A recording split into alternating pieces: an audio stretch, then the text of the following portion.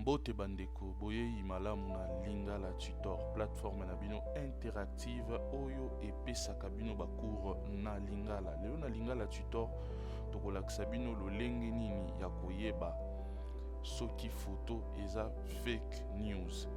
Nazalaki kotambola na ba réseaux sociaux namoni image moko bezoleka actuellement, image ya Moïse Katumbi na drapeau ya Italie. Image oyo na fungola mo totala, image oyo ebima oyo ya Moïse Katumbi na drapeau ya Italie.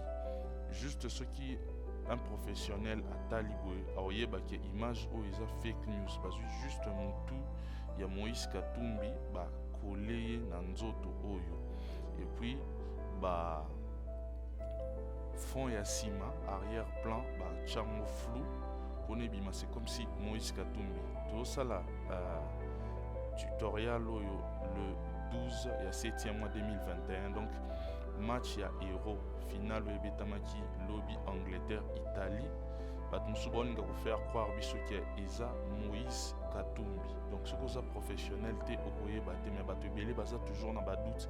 Lelo na ko démontrer bino ke eza fake news grâce ya Lingala Tutor. Donc beau partager vidéo oyo, beau partager tutoriel oyo pona esunga bato mususu bokoki pe ko sala ngo na ndako na bino pona e permettre bato mususu bayeba nini eza fake news. Donc sans plus tarder na oloba mingi te na sala bino démonstration bomona ke eza fake news. Image ya Moïse Katumbi oyo eza ya lokuta naza katumbiste te, naza politicien pété na laksa bino ka juste ke eza ya lokuta tozala bazoba te bandeko na ngai.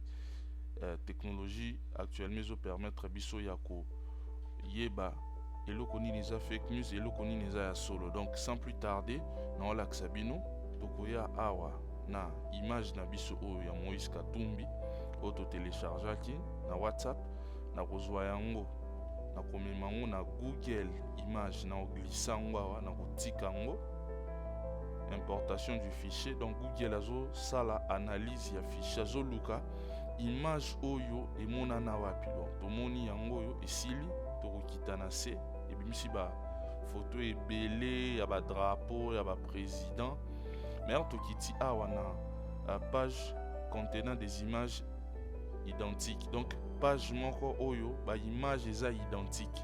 Donc de tomber na image oyo l'Italie s'impose face à la Turquie en match d'ouverture de l'Euro. Donc ezalaki match ya Italie contre Turquie en 2020.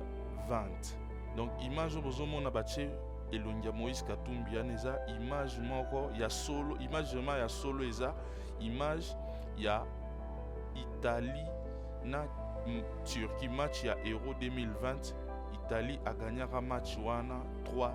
Ceux qui t'ont cliqué bomoni image originale yango. Donc bazwa ki juste photo oyo ba kati balongoli elongia muto oyo babambi elongia Moïse Katumbi, ba longoli pe poso koto ya bracelet bomoni bien bakati awa ba flouter image ya sima. Donc vous pouvez faire ça na bandako na bino pona boyebaka nini eza fake news, nini eza ya solo. Donc à partir d'aujourd'hui bokoki ko identifier ba photo ya fake news juste na Google Images. Donc eza astuce moko simple pour ne pas kosala ba discussion mo inutile. Mboka toza na besoin ba discussion moko ya bongo te. Donc bozala sage et bo partager vidéo yo, bo aimer page na ngai Lingala Tutor, toza sur Facebook, toza sur WhatsApp. Merci beaucoup na bato nyonso bazwa kita ya kolanda tutoriel oyo. Merci beaucoup et la suite au prochain numéro. Au revoir.